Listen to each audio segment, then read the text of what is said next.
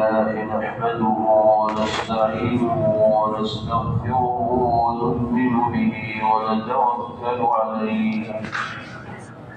ونعوذ بالله من شرور أنفسنا ومن سيئات أعمالنا من يهده الله فلا مضل له ومن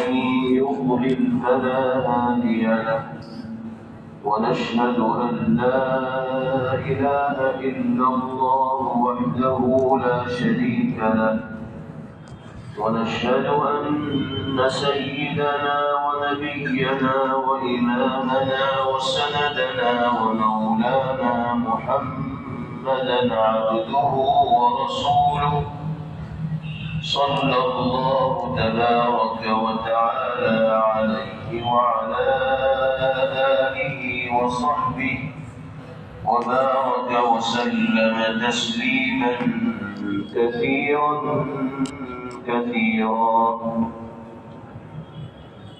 أما بعد فأعوذ بالله من الشيطان الرجيم بسم الله الرحمن الرحيم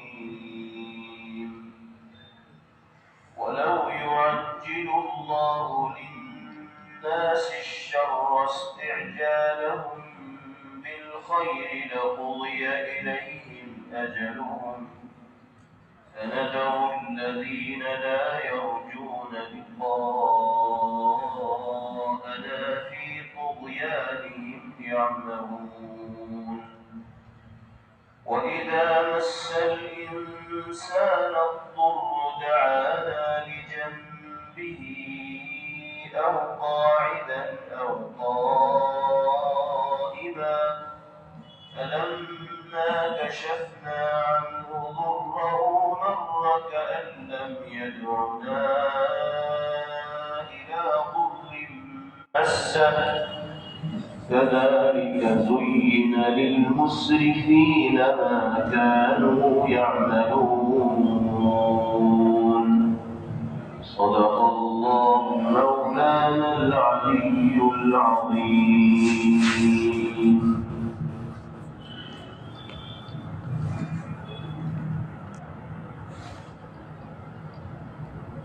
یہ مضمون پہلے بھی آپ کے سامنے آ چکا ہے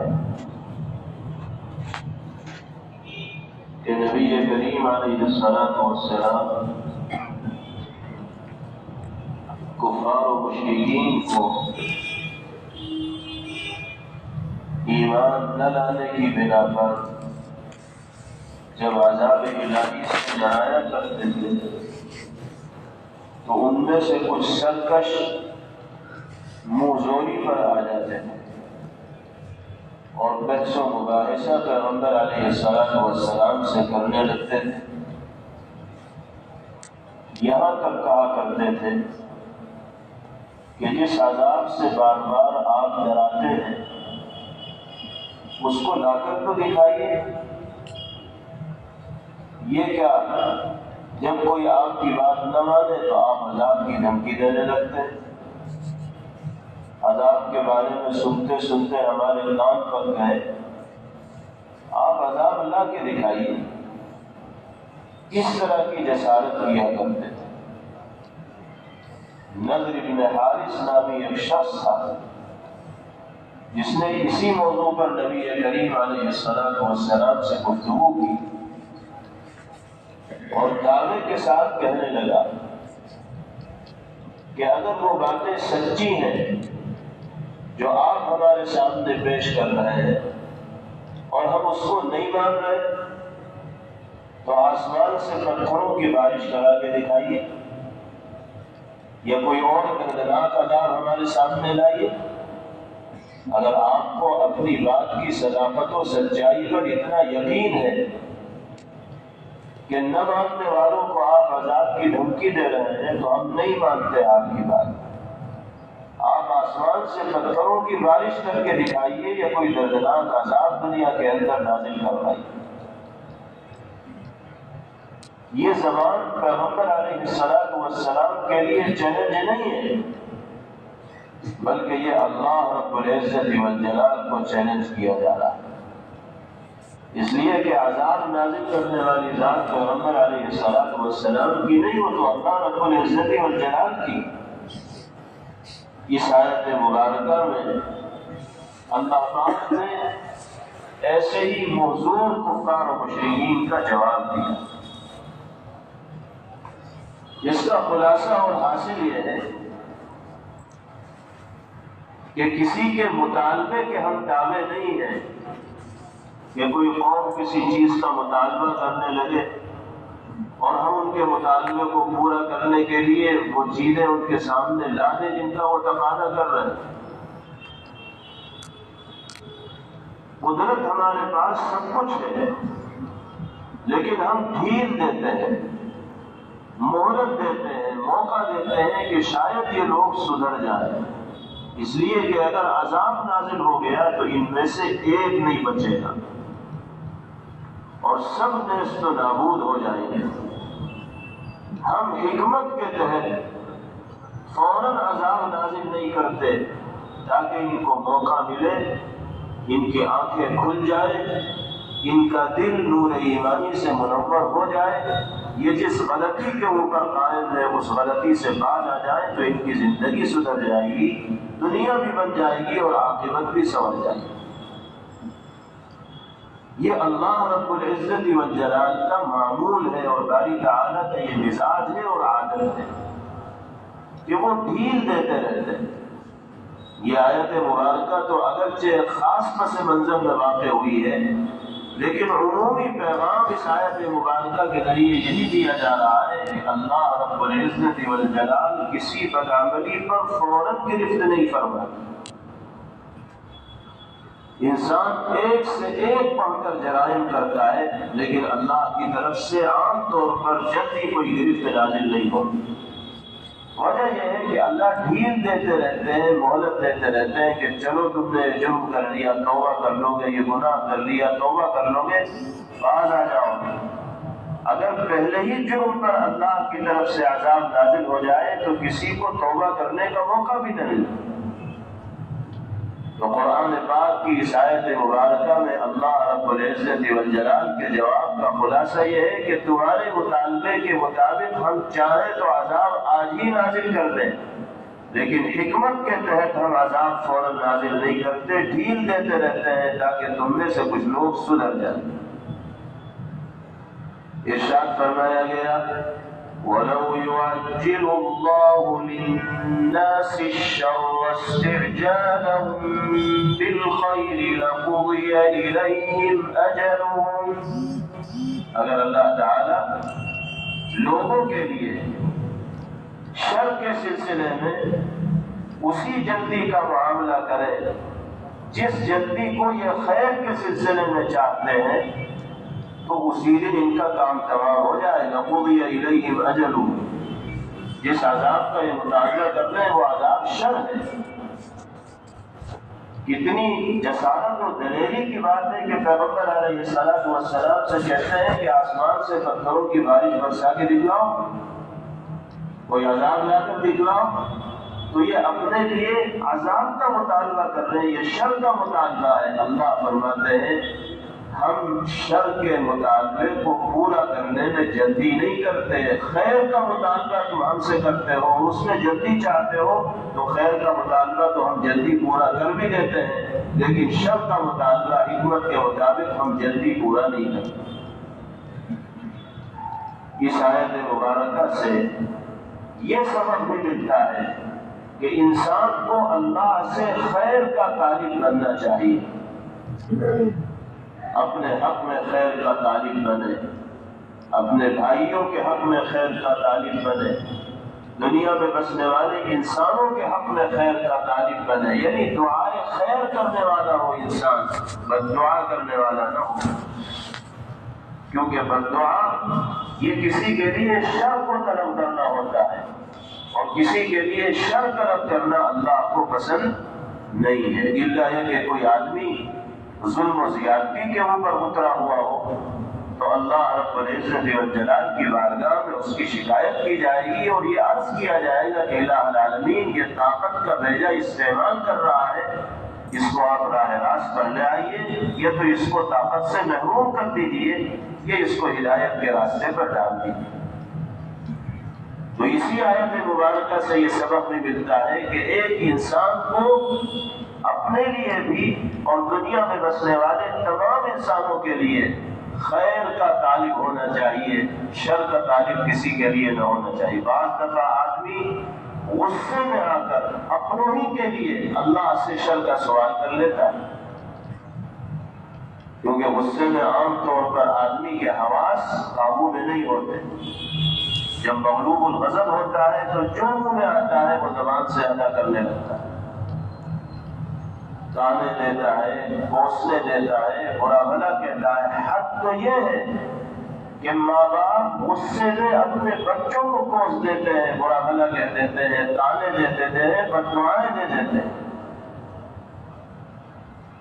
اللہ رب العزت والجلال اس آیت مبارکہ کے ذریعے یہ پیغام دے رہے ہیں کہ جلد بازی میں بھی اور غصے میں بھی کبھی کسی کے لیے بددعائیہ جملہ اپنی زبان سے مت ادا کرنا، اس لیے کہ شر کو طلب کرنا ہمیں پسند نہیں ہے۔ عام طور پر ہم شر کے مطالبے کو جلدی قبول نہیں کرتے، لیکن کبھی اگر قبولیت کی گھڑی ہوگی اور تمہاری وہ بددعا مقبول ہو جائے گی تو اس کا نتیجہ اچھا نہیں ہوگا۔ نبی کریم علیہ السلام نے فرمایا لا تدعوا على انفسكم ولا تدعوا على اولادكم ولا تدعوا على اموالكم لا توافقوا من الله ساعة يسأل فيها عطاء فيستجيب لكم۔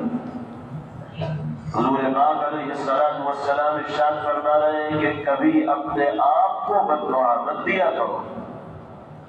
اس طرح کے جملے مت بولا کرو کہ میری تو قسمت ہی پھوٹ گئی، میرا تو مقدر ہی بگڑ گیا۔ یہ بھی اپنے لیے ایک طرح کی بددعا ہے۔ قسمت دینے والی ذات تو اللہ کی ہے، وہ جس حال میں رکھے انسان کو صبر و شکر کا مظاہرہ کرنا چاہیے، اور اس طرح کے الفاظ کبھی اپنی زبان سے نہ ادا کرنے چاہیے۔ پھر فرمایا وَلَا تَدْعُوا عَلَىٰ أَوْلَادِكُمْ، اپنے بچوں کو بددعا مت دیا کرو۔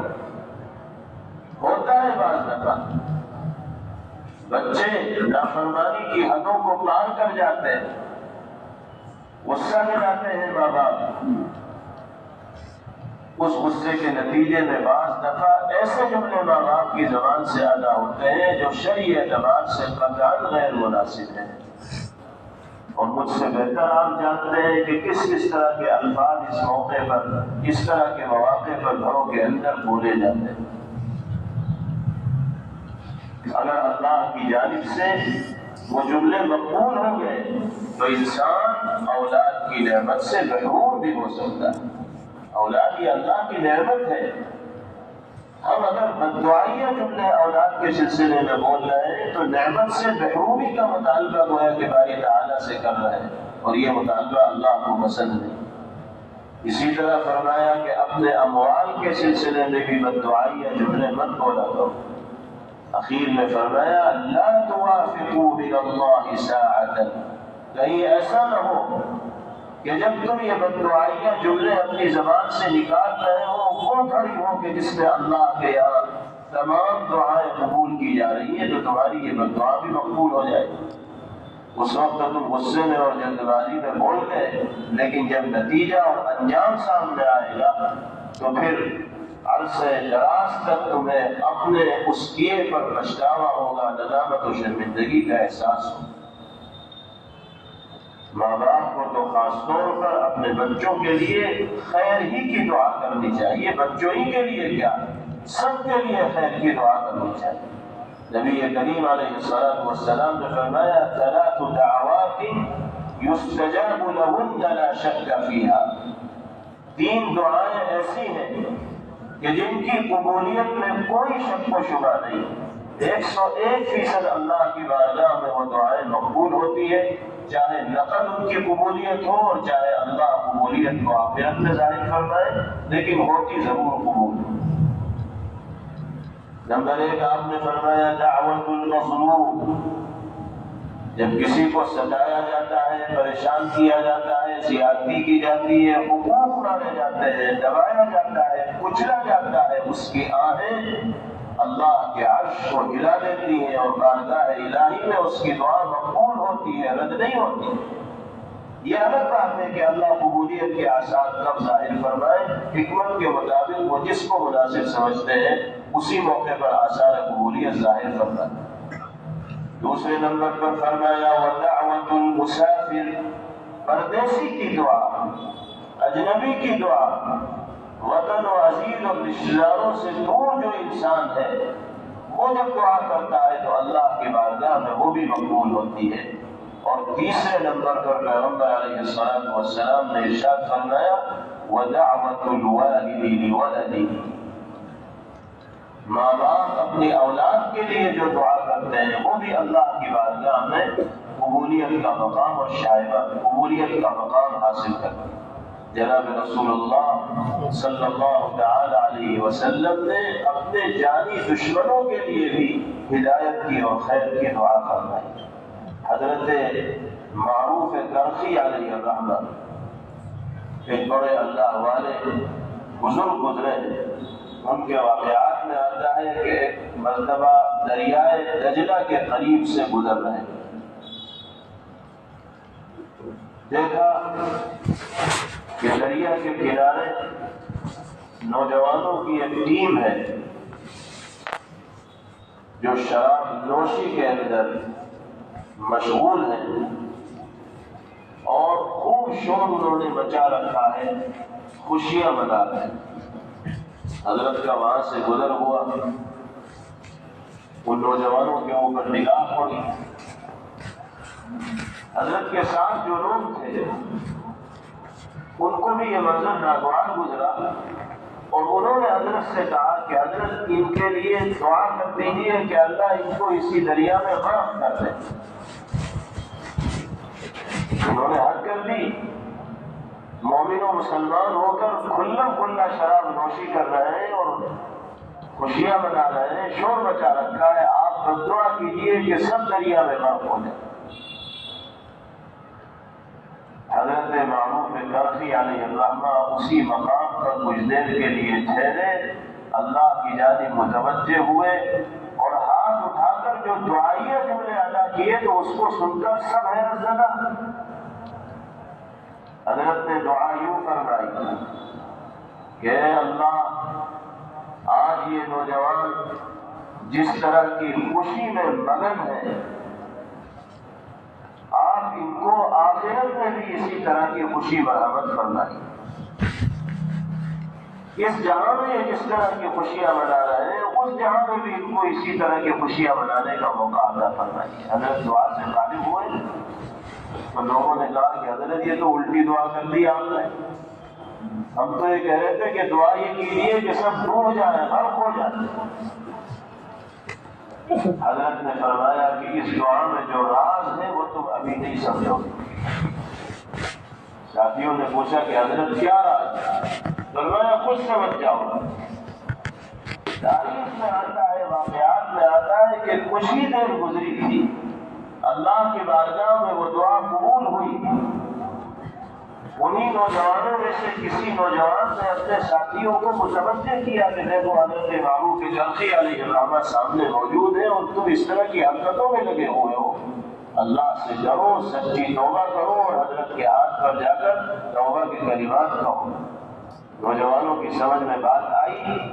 حضرت معروف کرخی علیہ الرحمہ کی خدمت میں حاضر ہوئے، اپنے گناہوں کے سلسلے میں ندامت و شرمندگی کا اظہار کیا، حضرت کی زبان سے توبہ کے کلمات کہلوائے،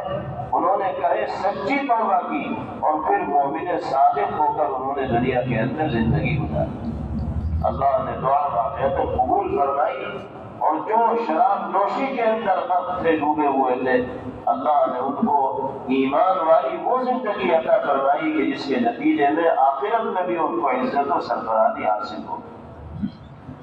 اس لیے ہر شخص کے سلسلے میں خیر کا جذبہ ہمارے دل کے اندر ہونا چاہیے، اور جب ہمارے ہاتھ اٹھے تو جس طرح اپنے لیے اللہ سے بھلائی کے طالب بنتے ہیں،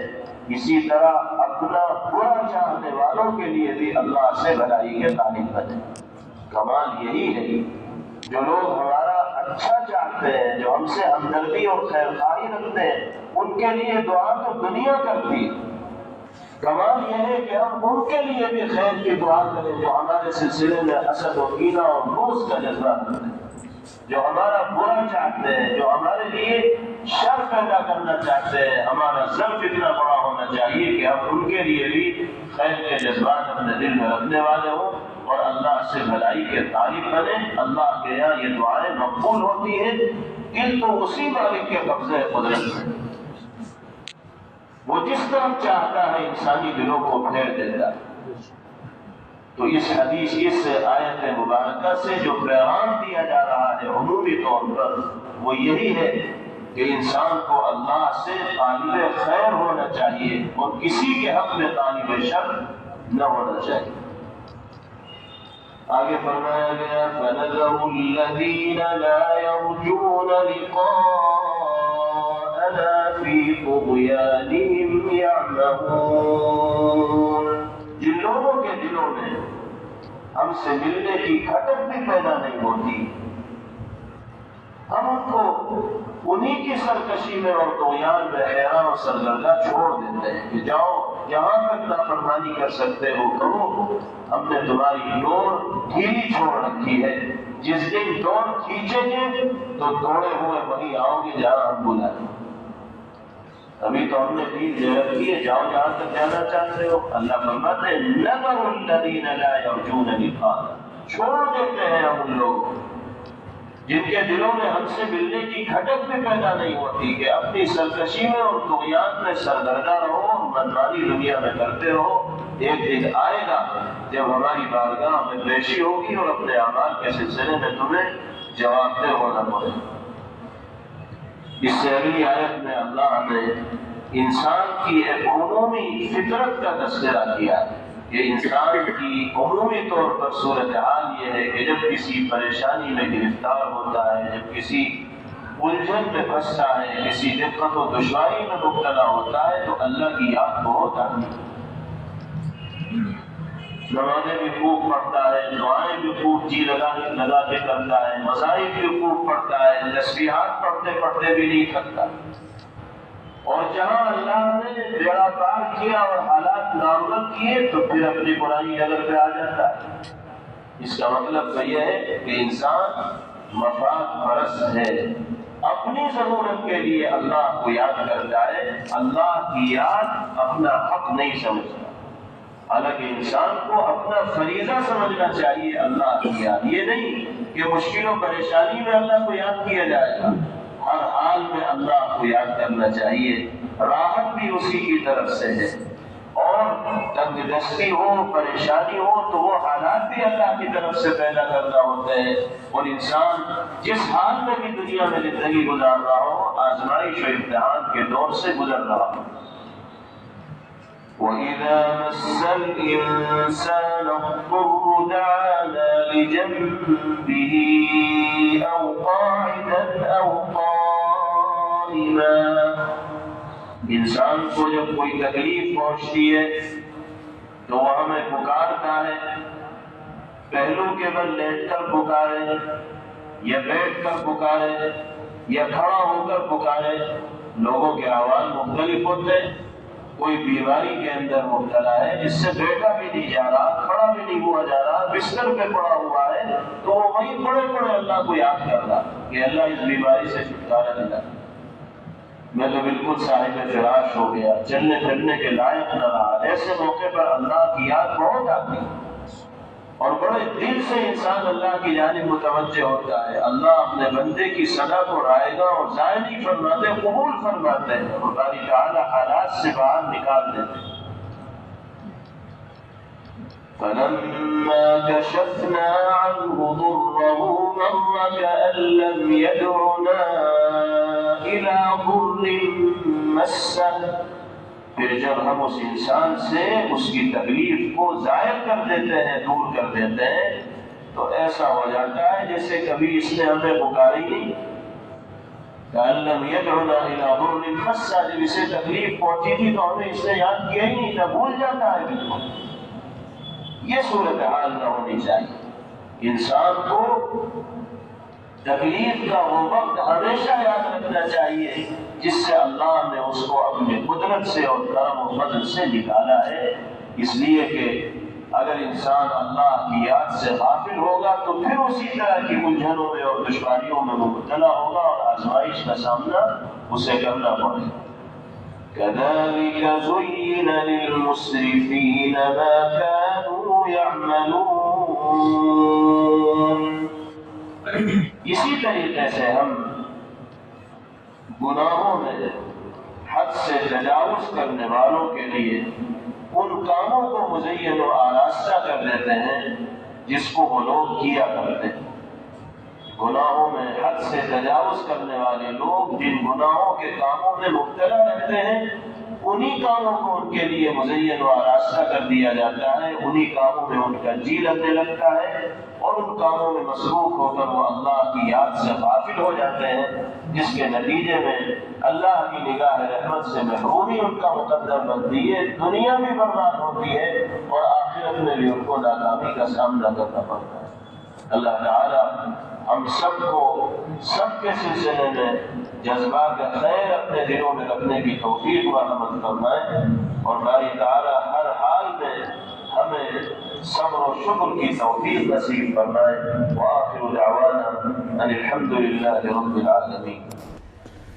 Thanks for watching. Don't forget to like, comment, share and subscribe to Al Wahid channel.